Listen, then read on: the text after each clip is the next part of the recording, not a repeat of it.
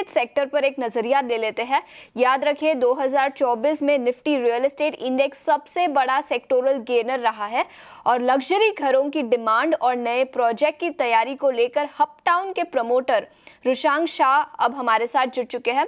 रुशांक, बहुत बहुत शुक्रिया समय निकाल कर ईटी नाउ स्वदेश के साथ जुड़ने के लिए। और सबसे पहले आपके घाटकोपर प्रोजेक्ट की बात करते हैं जहां पर आपने डेवलपमेंट एग्रीमेंट साइन किया है। किस तरह के रेवेन्यूज और नेट सरप्लस हम इस प्रोजेक्ट में देख पाएंगे? जी, मुझे शो पे बुलाने के लिए बहुत बहुत थैंक यू। जो हमारा घाटकोपर प्रोजेक्ट है उसमें 6 टावर है। तो एक टावर में हमने डेवलपमेंट मैनेजमेंट अग्रीमेंट साइन किया है। तो वो खाली वो टावर का टोटल सेल वैल्यू जो रेवेन्यू एक्सपेक्टेड है वो करीब 240 से लेके 275 करोड़ का है। और ये जो टोटल कारपेट एरिया है वो 1,15,000 स्क्वायर फुट कारपेट एरिया है। जो इम्पोर्टेंट चीज है यहाँ नोट करने के लिए, ये पूरा टावर जो है वो FY 2026 में ही पूरा हो जाएगा। तो इसके जो फ्री कैश फ्लोज है वो हपटाउन को FY 26 में ही अक्रू होना चालू हो जाएंगे। और जो हमारा ये राइजिंग सिटी प्रोजेक्ट है, टोटल 6.5 लाख फुट का प्रोजेक्ट है और उसमें 6 टावर है। तो इसका टोटल जो ग्रॉस सेल वैल्यू जनरेट होगा हपटाउन के लिए वो करीबन 1,000 से लेके 1,200 करोड़ का है। और इसके जो पहले 5 टावर है उसका फाइनेंसिंग SBI वेंचर्स मतलब Swami fund of government of India ने क्लोज किया है। बिल्कुल। और आपकी कंपनी की आम रेयर टाउनशिप्स और गोपानी रियल्टी ने भी कुछ अरेंजमेंट किया है। कैसे टाइप की अरेंजमेंट है और आपकी कंपनी को इसके चलते कैसा फायदा होगा?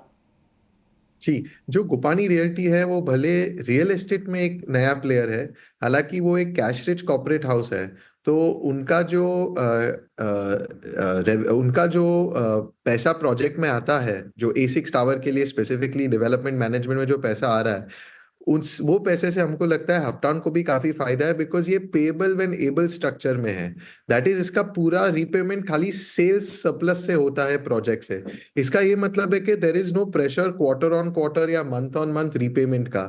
मतलब जो भी कस्टमर का पैसा आता है या जो पैसा आता है वो पहले प्रोजेक्ट कंप्लीशन में जाता है। इस वजह से प्रोजेक्ट का जो कंप्लीशन है वो एकदम फास्ट खत्म होगा। इस वजह से जो अल्टीमेटली फ्री कैश फ्लोज ये प्रोजेक्ट से जनरेट होंगे वो कंपनी को it will be given to the company in a much faster manner. और ये वजह से RERA commitments and possession dates भी ऑन टाइम कस्टमर को अचीव किया जाएगा। मतलब ये प्रोजेक्ट यही साल में FY 26 में खत्म होगा।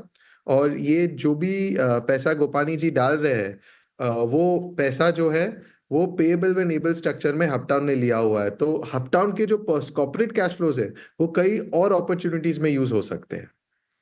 तो आपके लिए कैश फ्लोज कई और अपॉर्चुनिटीज में यूज हो सकते हैं। लेकिन आपने राइजिंग सिटी प्रोजेक्ट के बारे में चर्चा की, उसका फेज 1 अब पूरी तरह से फाइनेंशियली क्लोज हो चुका है। क्या आप हमें बता सकते हैं उसकी डिलीवरीज कब तक शुरू होगी? ये बहुत इंपॉर्टेंट पॉइंट है। तो जो पूरा एंटायर राइजिंग सिटी का फेज 1 है वो last mile in terms of delivery पे है। इसका पूरा शेड्यूल मई 2025 और 2026 में पूरा होगा। तो जो 6 टावर है वो all 6 towers will be delivered March 2026 तक। इसका ये मतलब है कि जो 1,200 करोड़ के रेवेन्यूज है ऑल ऑफ देम पूरे रेवेन्यूज हपटाउन को यही साल में अक्रू होंगे, मार्च 26 में, अप टू 26 में। जरिया इस प्रोजेक्ट को लेकर, लेकिन इसके अलावा इंडस्ट्री आउटलुक को के बारे में चर्चा करें तो महाराष्ट्र में हाल ही में इलेक्शंस हुए और अब पॉलिटिकल स्टेबिलिटी भी रहेगी। तो इंडस्ट्री के लिए रियल एस्टेट सेक्टर के पर्सपेक्टिव से क्या ग्रोथ अपॉर्चुनिटीज आपको महाराष्ट्र में नजर आती है और इसके चलते आपकी कंपनी को क्या फायदा होगा? जी, जो भी इंफ्रास्ट्रक्चर पॉजिटिव गवर्नमेंट कभी भी आता है या तो सेंटर में या स्टेट में, तो उससे रियल एस्टेट बायर्स को भी और रियल एस्टेट डेवलपर्स को भी काफी फायदा रहता है। तो जो हमने सबने देखा है कि ये गवर्नमेंट बहुत इंफ्रास्ट्रक्चर पॉजिटिव गवर्नमेंट है। काफी रोड्स, ब्रिजेस और अदर कनेक्टिविटी इन्होंने शुरू की है लास्ट 2 साल में और नेक्स्ट 5 साल में। तो ये सबके लिए अच्छा है। अगर आप देखेंगे तो काफी नए नए एरियाज में रियल एस्टेट का भाव बढ़ रहा है जो कभी नहीं आया था। तो वर्ली, अंधेरी, साउथ बॉम्बे, सब जगह पे रिकॉर्ड प्राइसेस आ रहे हैं, क्योंकि ये जो इंफ्रास्ट्रक्चर गवर्नमेंट कर रही है और जो स्टेबिलिटी आएगी नेक्स्ट 5 साल में, ये हमारे लिए भी और कस्टमर के लिए भी बहुत अच्छी बात है। और 25 डाउनटाउन प्रोजेक्ट, यहाँ पर आपका रिस्पॉन्स अब तक कैसा रहा है? जो 25 डाउनटाउन है वो साउथ बॉम्बे का one of the best luxury projects है। तो यहाँ का response so far has been very good for the company. तो जो पहले दो टावर थे वो तो ऑलमोस्ट सोल्ड हो गए, और हमने तीसरा टावर भी लॉन्च, अक्टूबर में तीसरा टावर भी लॉन्च किया है, उसका रेरा भी आ गया है। लग्जरी सेगमेंट के बारे में बात करें तो कोविड के बाद एक बड़ा बूम दिखा था लग्जरी अपार्टमेंट्स के लिए। अभी इंडस्ट्री लैंडस्केप कैसा है और इन सेगमेंट पर इन पर्टिकुलर आपका नजरिया क्या रहेगा? जी, हमारे मेजॉरिटी प्रोजेक्ट्स बॉम्बे सिटी में और लग्जरी सेगमेंट में है। अगर आप देख रहे हैं तो कोविड के बाद काफी न्यूज में भी आया है कि लोग बड़े फ्लैट ले रहे हैं और पर स्क्वायर फुट भाव भी बढ़ता जा रहा है। तो जैसे हमारा लैंड कॉस्ट काफी कंपेटिटिव है या काफी प्लेयर्स से कम है, तो ये जो प्राइस बढ़ रहा है वो हमारे लिए बहुत अच्छी बात है। और ये जो डिमांड बढ़ रहा है इसके वजह से काफी बॉटम लाइन को इम्पैक्ट आएगा, क्योंकि हमारे काफी प्रोजेक्ट्स लग्जरी सेगमेंट में है। तो the luxury segment is doing very well, uptown के लिए भी और पूरे बॉम्बे के लिए भी।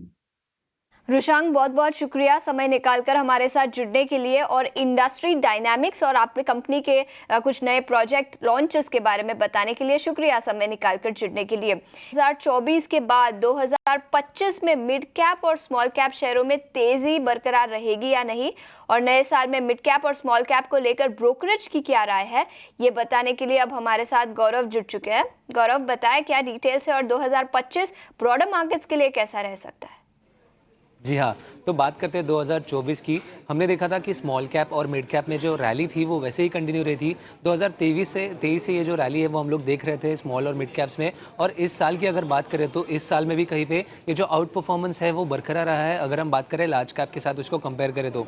और इसी के ऊपर एक काफ़ी अच्छा रिपोर्ट जो है वो जेफरीज की तरफ से हमें देखने को मिल रहा है। उनका मानना है कि अगर हम बात करें ओवरऑल जो रैली हुई है स्मॉल कैप और मिड कैप में, इसके चलते हुए कहीं पे अभी जो ईपीएस में ग्रोथ है उसके भी एक्सपेक्टेशन मार्केट के बढ़ते जा रहे हैं स्मॉल कैप और मिड कैप्स में। इसी के ऊपर उनका एक अच्छा रिपोर्ट आया है। उन्होंने अगर नंबर्स की बात करें तो कहीं पे उनका मानना यह है कि अब तक अगर बात करें 2024 में तो स्मॉल कैप और मिड कैप्स में कहीं पे 24% प्रीमियम हमें देखने को मिला है उनके अगर 5 साल के एवरेज के रिटर्न से हम कंपेयर करें तो। जबकि निफ्टी अगर बात करें कहीं पे तो वहाँ पे सिर्फ 6% का जो प्रीमियम है वो देखने को मिला था। इसी के ऊपर उनका मानना यह है कि आगे जाके अगर हम बात करें स्मॉल कैप और मिड कैप सेगमेंट की तो वहाँ पे जो ईपीएस ग्रोथ है वो 20% की रह सकती है। और अगर हम बात करें निफ्टी जो कि ब्रॉडर मार्केट है वहाँ पे 12% का ईपीएस ग्रोथ देखने को मिल सकता है। और इसी के साथ साथ उन्होंने ऐसे कहा है कि इस बार कहीं पे जो डाउन जो सेक्टर स्पेसिफिक के जगह पे कहीं पे स्टॉक स्पेसिफिक या फिर स्टॉक पिकिंग जो है वो काफ़ी ज़्यादा काम में आ सकती है स्मॉल कैप और मिड कैप में।